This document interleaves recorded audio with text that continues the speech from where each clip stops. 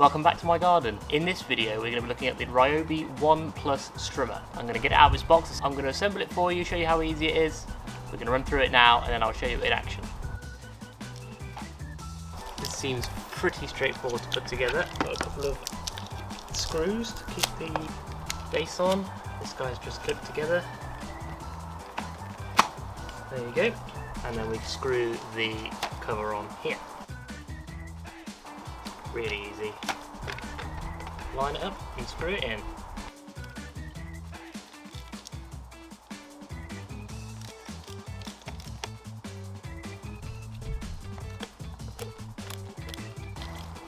Two more down here.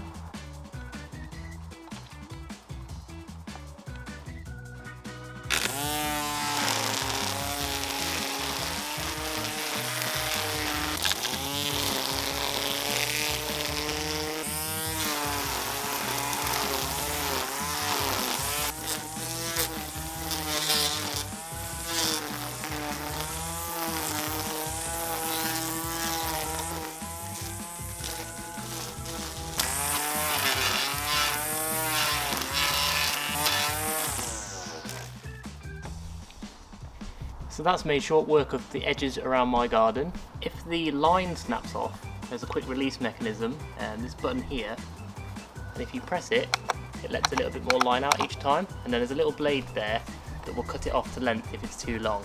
And then if the whole reel needs replacing, there's two buttons you can squeeze, and this whole unit comes out to replace the line.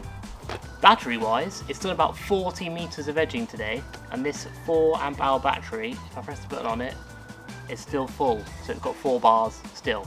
So that's pretty impressive. Hopefully I'm going to be able to trim and mow the grass all on one battery. So overall, if you're looking to get a pretty good value cordless trimmer, I'd highly recommend the 1 Plus Ryobi grass trimmer.